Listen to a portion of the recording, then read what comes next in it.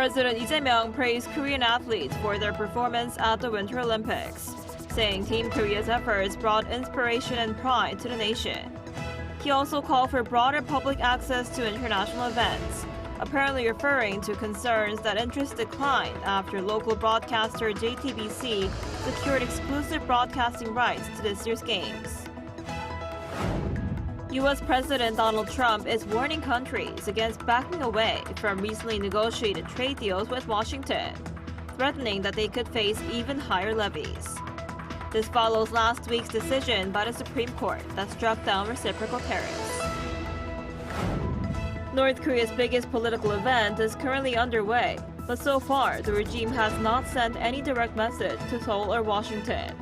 The regime announced this morning that Kim Yo-jong, the powerful sister of the regime's leader, has been promoted to a department head within the ruling Workers' Party. Hello and thanks for joining us on Arirang News. President Lee has thanked South Korean athletes and staff who took part in the 2026 Milan-Cortina Winter Olympics, saying they brought pride and inspiration to the nation. 격려의 박수 한번 부탁드릴까요?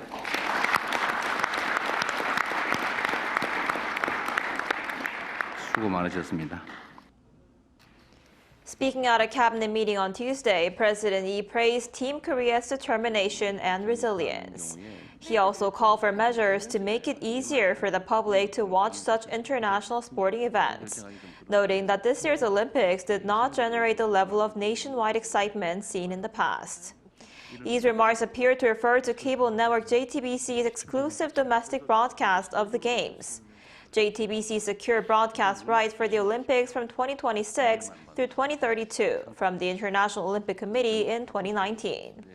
However, negotiations to sub-license coverage to other Korean broadcasters ultimately collapsed, reportedly due to the high costs. And President Lee hosted his Brazilian counterpart for summit talks at the Blue House on Monday, where the two leaders agreed to elevate bilateral ties to a strategic partnership. Our correspondent Song Yoo-jin has the details. President Lee welcomed Brazilian President Luiz Inácio Lula da Silva to the Blue House on Monday with a warm embrace, reflecting their close personal rapport. Both leaders rose from humble beginnings, having worked as child laborers. Lula's three-day state visit, his first to South Korea in 21 years in what is his third term, began Sunday at Lee's invitation. The summit, their second meeting, opened with a lavish welcoming ceremony with Lula's motorcade escorted by honor guards and a traditional Korean marching band. President Lee and First Lady Kim Hae-kyung greeted the Brazilian first couple wearing outfits in blue, green, and yellow, the colors of Brazil's national flag. The two leaders agreed to elevate South Korea and Brazil's almost 7-decade-long diplomatic ties to a strategic partnership and adopt a 4-year action plan. 또한 식량 안보, 중소기업, 과학기술, 보건의료, 핵심 광물, 에너지 전환, 환경, 우주, 문화에 이르기까지 우리 양국은 광범위한 분야로 양자 협력을 제도화해 나갈 것입니다. I am very pleased to establish this strategic partnership. The 2026 to 2029 Action Plan will serve as an important roadmap for strengthening cooperation between our two countries. Economic cooperation was at the center of the talks. Trade between the two countries has exceeded $10 billion annually for the past 5 years, with Brazil serving as South Korea's largest trading partner and investment destination in South America. To continue this momentum, Lee and Lula reaffirmed the importance of striking a trade agreement between South Korea and the Mercosur bloc of South American countries. 저는 한국과 남미 공동시장 간 무역협정 체결을 위한 협상을 조속히 재개할 필요가 있다는 점을 설명드렸고, 룰라 대통령께서도 무역협정 체결이 기묘한 과제라는 점에 깊이 공감하셨습니다. South Korea is Brazil's fourth largest trade partner in Asia. There remains significant untapped potential between our countries. And we agreed to explore ways to resume negotiations suspended since 2021. The summit was followed by the signing of 10 memorandums of understanding covering trade, technology, agriculture, and transnational crime. President Lula invited President Yi to the In Defense of Democracy Summit in Spain this April, as well as to Brazil in the near future. With both leaders showing a strong will to deepen ties, a third summit between the two appears very likely. 송유진, Arirang News. And First Lady Kim Hae-kyung hosted her Brazilian counterpart, Janza Lula da Silva, on the sidelines of the country's leader summit. She presented Lula da Silva with a hanbok made from a fabric they chose together over the weekend at a traditional market in Seoul. The Brazilian First Lady expressed her gratitude as she praised the beauty of the Korean traditional attire. The two First Ladies have also visited a special museum exhibition in Seoul, showcasing Korea's traditional craft making, featuring ornaments called norige, lacquer products, and unique dresses. U.S. President Donald Trump is warning of even higher tariffs after the Supreme Court struck down much of his earlier trade agenda, throwing global deals into uncertainty. The comments come as the president is set to defend his policies in his first State of the Union address of his second term. Our Lee-seung-jae has more. U.S. President Donald Trump has warned that countries attempting to play games with recent trade agreements could face even higher tariffs following a Supreme Court ruling that struck down many of his sweeping global levies. Last week, the court blocked the bulk of tariffs Trump imposed under the 1977 International Emergency Economic Powers Act, saying the law did not authorize the president to enact such measures. The ruling has created uncertainty worldwide as governments reassess the status of trade deals negotiated in response to those tariffs. In response, Trump announced a new global tariff initially set at 10%, but which he said would increase to 15% using a different legal authority. The new measure, with some exemptions, is scheduled to take effect on Tuesday. The European Union suspended the ratification of a trade deal reached over the summer on Monday, while India announced it would postpone talks aimed at finalizing a recent agreement. On social media, Trump cautioned that any country seeking to use the court's decision to retreat from prior commitments would face steeper tariffs than previously agreed. Meanwhile, President Trump is set to deliver the first State of the Union address of his second term Tuesday night before a joint session of Congress. The annual speech will outline his budget priorities, assess the economy, and set out key domestic and foreign policy goals. The address comes at a politically sensitive moment following the Supreme Court ruling in a recent shooting involving immigration enforcement officers in Minnesota.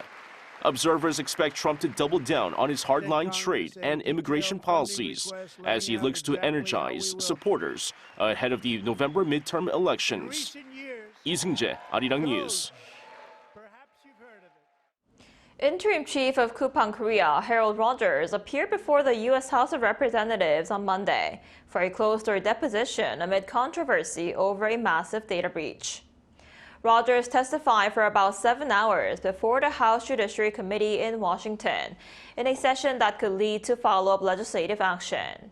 On his way to testify, Rogers declined to answer reporters' questions about what he would say during the session or whether he had any messages for Korean consumers.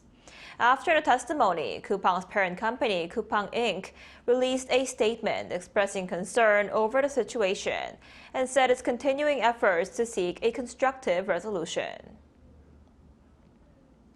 South Korea has won a key round in its legal battle against U.S. hedge fund Elliott Investment Management over the 2015 merger of two Samsung affiliates. The dispute stems from a 2023 ruling by the Netherlands-based Permanent Court of Arbitration ordering Seoul to pay $107.8 million in damages and interest stemming from the controversial merger of Samsung C&T and Tail Industries. Elliott was a shareholder in Samsung C&T at the time of the 2015 merger. The government challenged the decision in London, arguing the tribunal lacked jurisdiction under the Korea-US Free Trade Agreement.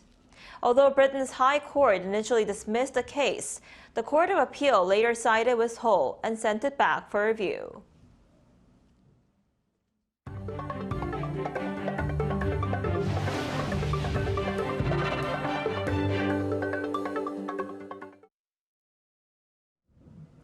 North Korea's 9th Workers' Party Congress entered its 6th day on Tuesday, and as of yet, there have been no messages directed towards Seoul or Washington. Meanwhile, Kim Yo-jong, the sister of the regime's leader, was promoted to a department head within the ruling party. Our Park Gun-woo has more. Kim Yo-jong, the sister of North Korean leader Kim Jong-un, has been promoted from vice director of a department to the head of an undisclosed department at the ruling Workers' Party. According to North Korea's state-run Korea Central News Agency on Tuesday, the decision was made on Monday, the 5th day of the 9th Workers' Party Congress. Kim Yo-jong was also reinstated as an alternate member of the Politburo, the party's highest policy-making body, after having been demoted to an ordinary Central Committee member 5 years ago. The KCNA also announced the 5 members of the Politburo Standing Committee, the regime's highest decision-making body when plenary meetings of the party's Central Committee are not in session. Led by Kim Jong-un, the newly reshuffled body now consists of Premier Park Tae-sung, Cho Yong-won, and newly appointed Kim Jae-ryong and Lee Il-hwan. The change marks a generational shift in leadership as former senior member Choi Dong-hae was removed. A signal of Kim Jong-un consolidating power under people who are loyal to him, like people who owe their status and their power and the position to him rather than the previous successor. A lot of the older folks will have still ties to the previous leader, Kim Jong-il. Remarks by Kim Jong-un from Monday's meeting, where he said that no challenge or change in circumstances would be able to slow or stop the North's advance, were also reported. No specific messages were issued regarding external policies towards South Korea or the U.S., as his remarks focused largely on domestic issues.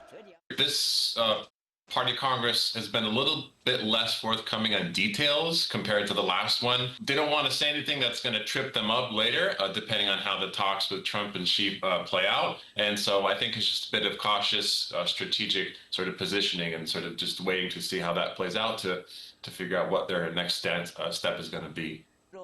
Meanwhile, the current party Congress has now entered its 6th day, while the previous session lasted a total of 8 days. Park Gun-woo, Arirang News. Producer prices in South Korea rose for the 5th consecutive month in January, driven largely by semiconductors, agricultural produce, and financial services. According to the Bank of Korea this morning, the producer price index stood at 122.50 last month, up 0.6% from December. Computer, electronic, and optical devices rose 1.8%. Notably, DRAM prices surged nearly 50%, while flash memory rose roughly 10%. Agricultural products saw a similar upward trend, led by sharp increases in fresh produce and livestock. Despite the rise, prices for the production of petroleum and diesel fell around 5%, bringing the overall average down. The central bank noted that consumer goods prices actually fell for the first time in 8 months, suggesting the effect on consumer inflation remains to be seen. And tickets for BTS' upcoming concert at Gwanghwamun Square were snapped up immediately after reservations opened. Online ticket reservations for the group's free comeback concert opened last evening at 8 p.m. Limited to 1 per person, the reservation provided tickets that assigns a seat in the designated seating area. Demand surged immediately after booking opened, and at one point, the online virtual queue page exceeded 100,000 people. The concert, set to take place on March 21st, marks the group's first comeback in more than 3.5 years, and coincides with the release of the band's 5th studio album, Arirang, on March 20th. An unmanned firefighting robot was deployed for the first time in South Korea at the scene of a factory fire in Chungcheongbuk-do province, helping to extinguish the blaze. Our Choi In-kyung has more. Amid towering red flames rising between buildings, a vehicle moves forward, spraying water through a high-pressure hose. The vehicle is an unmanned firefighting robot sent into the blaze instead of firefighters. This is the first time a firefighting robot has been deployed to a fire scene. 2 robots were deployed to the Eumseong fire. Robots assisted in suppression efforts in zones too dangerous for firefighters to enter because of collapse risks and extreme temperatures. Robots did enter zones we couldn't get to. We believe there have been some achievements made. The robot can be controlled remotely, but is also capable of autonomous navigation. It keeps its equipment cool in high-temperature environments through a self-protection spray system. It is also equipped with various advanced features, including high-temperature resistant, independently driven wheels. The unmanned firefighting robot was developed through a collaboration between the National Fire Agency and Hyundai Motor Company. The agency plans to routinely deploy the robots based on the results of their on-site operations starting next year. 차윤경, 아리랑 뉴스.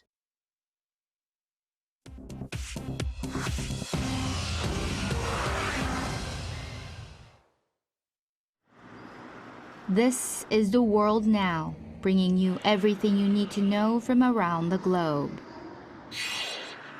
London police have arrested former British ambassador to the United States, Peter Mandelson, on suspicion of misconduct in public office amid a political scandal tied to Jeffrey Epstein.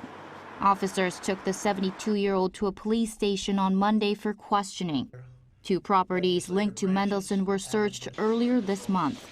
The investigation comes after the U.S. Justice Department released emails in late January showing Mandelson's relationship with Epstein was closer than previously known. The emails indicated he shared information with Epstein while serving as a government minister in 2009. UK Prime Minister Keir Starmer, who faces mounting scrutiny over Mandelson's appointment as ambassador to the U.S., has said Mandelson misled officials during the vetting process. Mexican security forces are still battling cartel gunmen amid retaliatory violence a day after the army killed drug lord El Mencho. Authorities say more than 70 people died in the attempt to capture the cartel leader and in the violence that followed. The toll includes 25 members of the Mexican National Guard, along with suspected cartel fighters and other victims. In retaliation for the death of El Mencho, cartel members erected more than 250 roadblocks across 20 states, set vehicles on fire, and launched attacks on security forces. Mexican officials say they have cleared the blockades, but operations continue as the country braces for further violence. A monster blizzard has brought parts of the U.S. Northeast to a near standstill, dumping more than a foot of snow and shutting down schools, roads, and airports. By 8 a.m. local time on Monday, New York City's Central Park recorded more than 15 inches of snow. Officials warned of more snowfall through the afternoon, with strong winds creating dangerous conditions. Flight tracking data showed more than 5,700 cancellations by Monday morning, disrupting travel at JFK, LaGuardia, Logan, and Newark airports. 7 governors have declared emergencies. New Jersey has suspended statewide rail and bus services, and officials have urged residents to stay off the roads. Activists placed a framed photograph of Andrew Mountbatten Windsor inside the Louvre Museum in Paris on Sunday, days after his arrest. The image, taken by a Reuters photographer, shows Andrew sitting in a car as he left a police station on the day of his arrest last week on suspicions of misconduct in public office over his links to Jeffrey Epstein. Activists attached a label beneath the photo reading, quote, "He's sweating now 2026. The anti-billionaire group Everyone Hates Elon were behind the stunt. They said they wanted to send a message that the former royal should face justice. Louvre staff removed the photo after about 15 minutes. Chu Ji-hyun, Arirang News.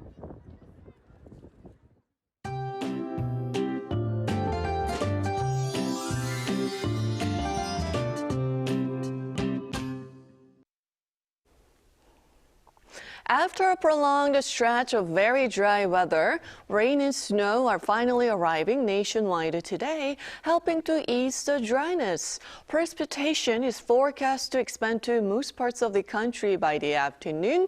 Then until tomorrow, Jeju could see up to 80 millimeters of heavy rainfall. Gyeongsang-do province might get up to 40 millimeters, but the capital area will see spotty rain. Then the inland southern regions could see a significant amount of snow. Western parts of Gyeongsang-do province could get up to 10 centimeters of heavy snow, with a chance of a heavy snow advisory being issued. So extra precautions are necessary.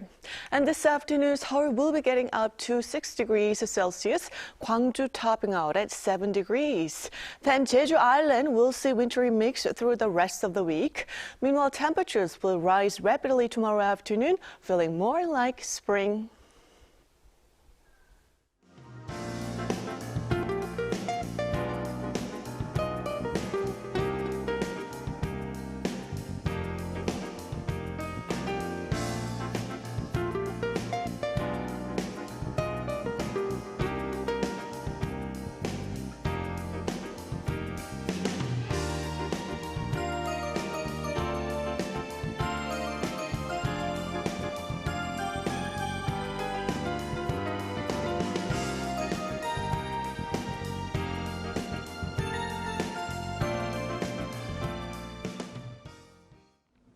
That's all we have for today's noon edition of Arirang News. Thank you for watching. We'll be back at 5 p.m. Korea time. Stay tuned.